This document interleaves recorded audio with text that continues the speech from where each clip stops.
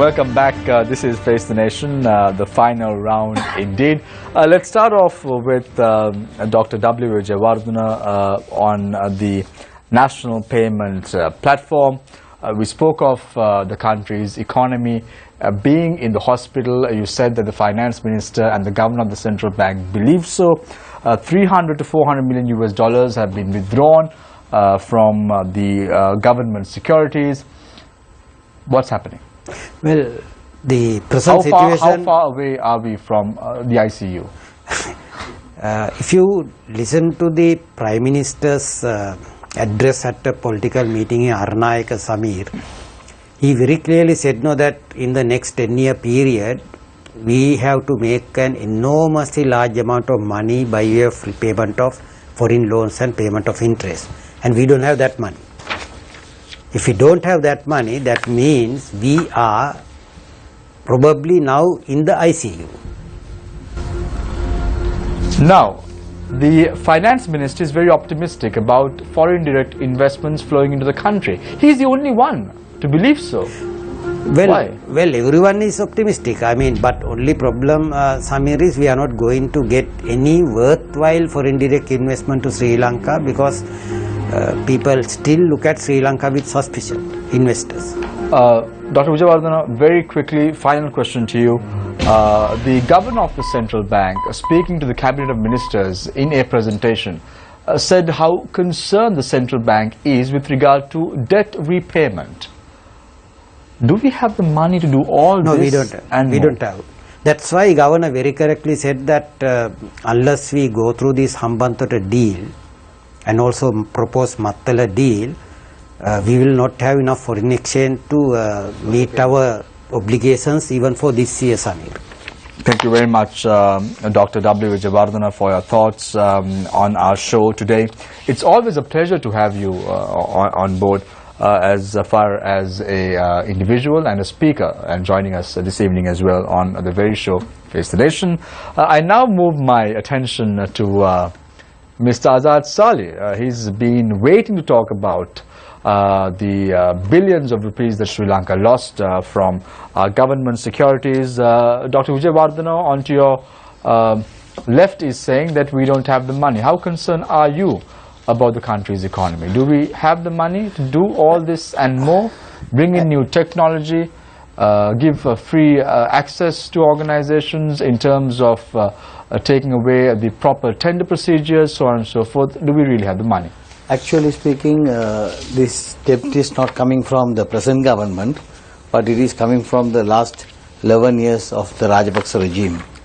All these investments, all these unnecessary things were done during that period, and this government has to carry away all those things.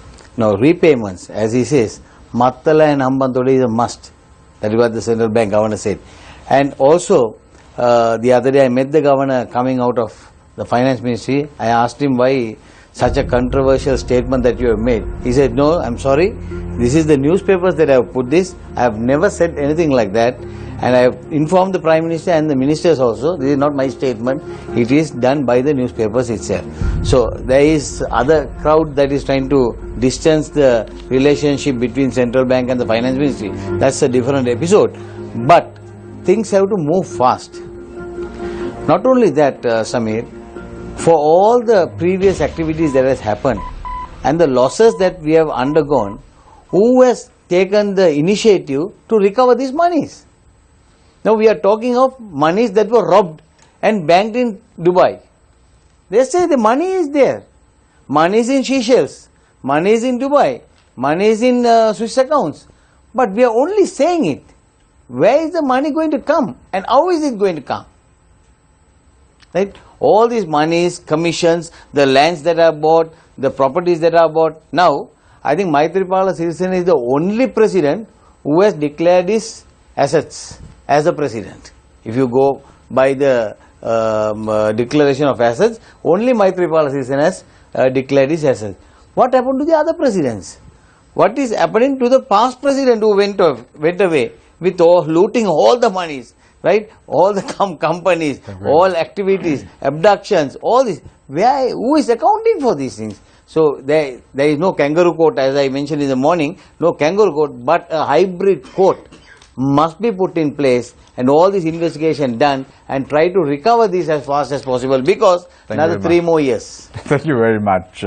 Thank you very much, Mr. Azad Saleh, for joining us this evening. Leader of the National Unity Alliance has been quite vocal on our show with regard to good governance, as well as the way in which this government has been moving forward in the last 2 years, acting and moving forward in the next 3 years as well. Kapil Chandrasekhar, Telecom Finance Innovator, Restructuring and Transactions Advisory Expert. That's quite a long portfolio you have under your belt. You've looked at my LinkedIn page, I see. So let's talk about, finally, in conclusion, Google Loan, you said it has some positives. There has to be transparency. The second stage is what requires that transparency, because it's a commercial stage. However, Faraz correctly mentioned things have to move right at the beginning itself. If you don't have a proper foundation, the house will collapse. Is Google Loan leaving the country? Again, that's something only Google Loan would know that. But I think... Why is the Ministry of Telecommunications saying it then? Again, as I said, I can't speak for them, I don't know. But from my point of view, there's a good reason for Google Loan to stay in Sri Lanka. There's a commercial opportunity here. Okay? And I think it's a fairly good commercial opportunity for them to stay. That's just my personal view, looking at the industry. No, I'm not going to ask you if you were Chamat what you would say, Kapil, but I'm going to ask you what is your message to the government? My message to the government is this: look, sometimes when you try and do policy, you make mistakes. Let's try and fix those mistakes and move forward. The key thing is identify the key issues that you're trying to address. State what those issues are, try and get some concurrence around those issues, and then move forward. Thank you very much, Kapil Chandrasekhar, Telecom Finance Innovator, Restructuring and Transactions Advisory Expert, for joining us this evening. It was a pleasure having you on board. I hope you enjoyed this show as much as I and my fellow colleagues did. Yeah. Thank you very much. Professor Rohan Samarjiva, a founding chair of Learn Asia. Let's finish off tonight's show with a bit of optimism. Let's talk about how we should move forward now. We've made some mistakes. From now onwards, let's pick up the pieces and think ahead. What must the government do now? Well, particularly in a new government, there's a lot of expectation that you'll do certain things in the first 100 days. And unfortunately in this government, what we focused on in the 100 days was all political stuff rather than economic issues. And in economic issues, you get the sense of sort of laying of foundations, getting ready to act, etc. But if you can't get ready forever, and if you see that the getting ready was not being done properly, and then the acting is a problem or the implementation is a problem, what do? You do something called mid-course corrections. You've seen that in the Clinton White House, you've seen that in a lot of administrations in other countries, where at a certain point they say things are not moving well, you change the actors. You make the corrections, you recognize what's been going wrong, you bring in the troubleshooters. Maybe that's what they should do. They should really look at the implementation aspect. If, as you say, the two senior advisors have said implementation is a serious problem, then the next thing is to do something about it.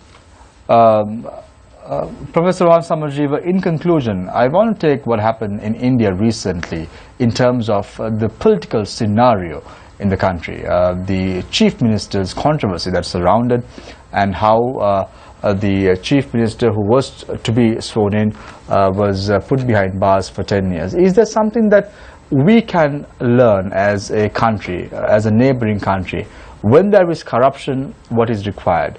What has to be done in a country like Sri Lanka? Because in the US we saw the executive orders issued by the president himself was reversed by the court. What must we really do?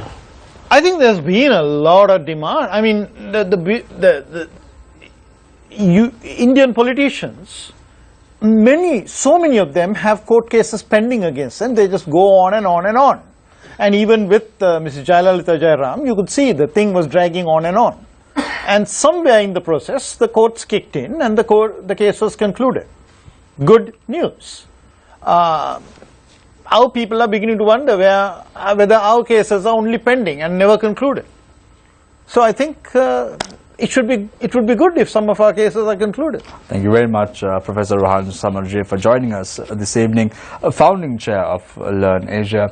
As Nadeem correctly pointed out, you've done a lot of work in terms of the ICT industry in our country, and kudos to you, Professor, for all that and more that you've done for this country over the last few years.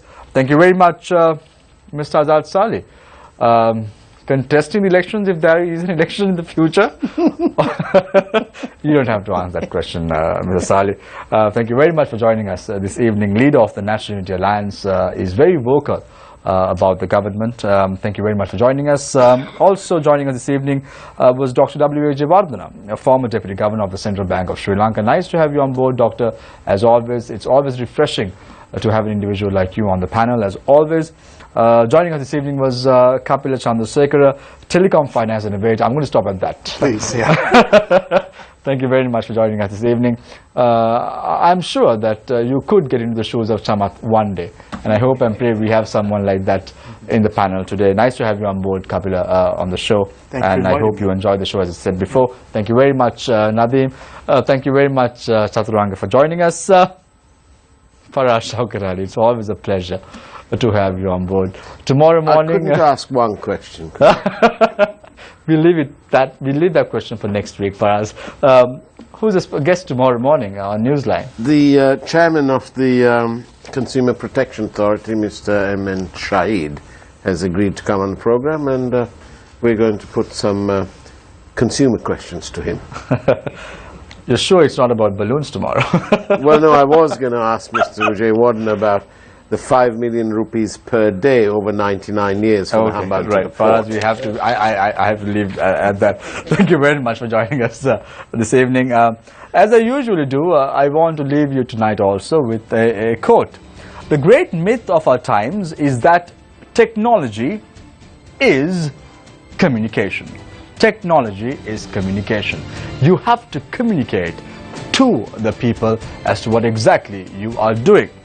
Also tonight I want to leave you with something very light. Another quote. It's hard to be brought down when you have a balloon. Is the government really thinking that they have a balloon at the moment? No. The balloon crashed a few months ago. You have to keep your foot on the ground and start walking. Think positively and bring in that change that the people envisage, the people required. At the end of the day, it's not about balloons. It's about the country's economy. It's about the country's future. It's about the people of this country. Thank you very much for joining us this evening. Take care and good night.